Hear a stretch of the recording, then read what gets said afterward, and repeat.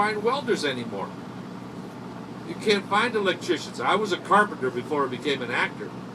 And you can't find carpenters. The average age of the skilled worker in the United States of America today is 57 years old. So extrapolate that out. They're going to be retired when? You know, a few years. I've never been great at math. You know, I was an English major. But ask me to spell something, well, I'm right there with you. And the irony is, again, it's neither Republican or Democrat. Right now, in manufacturing, there's 600,000 jobs available. And everyone's talking about unemployment. In manufacturing today, across the United States of America, there's almost 1 million jobs available. 600,000 jobs available. Well, why aren't they filled? Because in the last 30, 40 years, we've become a society of entitlement. The young people in our country think that they're entitled to the corner office, the big desk, 2 weeks out of college. That's happened to us right across the country. I'll tell you a story. A fellow I know, CEO of a company, when I was doing my show Made in America. Just a second, I'm getting rid of these boxes down here. I'm a hands-on kind of guy. But he was telling me a story that he had hired a kid out of college, and bright kid, all that, and after 3 days had to fire him. So, well, why'd you fire him after 3 days? He said, because he wouldn't work with anyone. He had his own ideas. He didn't want to listen to about our system and how we got here, and so I had to fire him. And then he said, on the 4th day, the kid came back with his mother. And the mother said, you have to apologize to my son because you hurt his self-esteem. We've done this to ourselves. I hear that same story nationwide.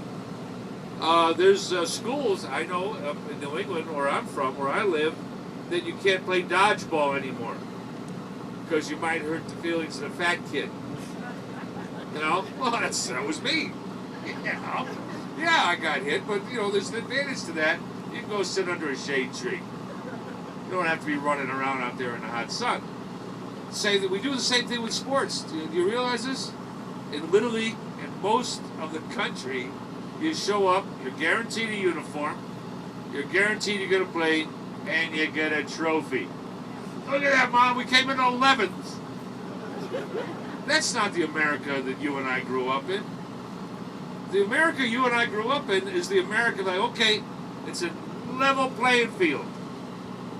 You've got the opportunity. It's up to you to get there. We were a high standard nation, really civilization. That started, you know, a long time ago. You know, when you know the university system was set up, it was boom, there it is. You're learning Latin. You're learning world history. You're learning mathematics, calculus. You're learning English. You're learning different aspects of how you got here. That doesn't happen anymore because we've lowered the standard in schools right across the country, so we have to dumb it down so we don't hurt someone's feelings. Well, if me or my family or my children are being operated on, I want to know that that doctor didn't slide through school because nobody wanted to hurt his feelings. I want to know that that doctor said, all right, the standard is up here and I've got to meet it. That's what America was. That's what brought us to the dance. And we're losing that. America now is in danger of becoming a third world country. People don't realize this. You know, they look at me like I got lobsters coming out of my ears because you got up this morning. You went someplace for breakfast. You know, the water system worked, your heat and your air conditioning works. Well, slowly that's going to be going away. There's industries now. As a matter of fact, last night at the airport in Los Angeles, a guy came up to me and he said, thank you for your show Made in America, and thank you for your message about manufacturing. And he said, I'm a Boilermaker. He said, out of New York State. He was going back home last night. He said, I'm a Boilermaker, and I have to hire welders out of South America. I know a guy in Chicago could put 20 welders to work tomorrow. These are jobs $50, $60 an hour. He can't find one. Now the rest of us, are at each other's throats. The Republicans, the Democrats, trying to wrestle each other to the ground, and we've gone way beyond the time that America was run by farmers. I would bet, a lot of you are in agriculture out here. Well, what do you get when you're a farmer? You grow up on a farm. You get common sense. You know how to solve problems.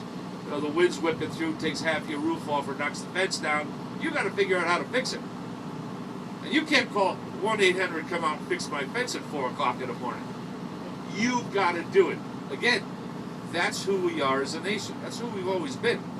In World War II, all the history books tell us the Japanese, they actually had better trained soldiers, but what Americans had was an individuality, and we were able to improvise. So if a Jeep broke down or if a truck broke down, 8 out of 10 GIs standing around could fix that thing. Guess what? I had a conversation with somebody in charge of a motor pool, one of our major military bases. He said, half of the recruits don't have a driver's license and 100% have no mechanical ability. Why is that? Well, because we stopped teaching vocational training in schools because somehow that was beneath us. We got the idea in this society, since the 60s, that somehow we're better than that and someone else is going to do the job. Well, guess what? Again, I was a carpenter. I was up on roofs, during blizzards and, New England winters, putting houses up. I understand hard work.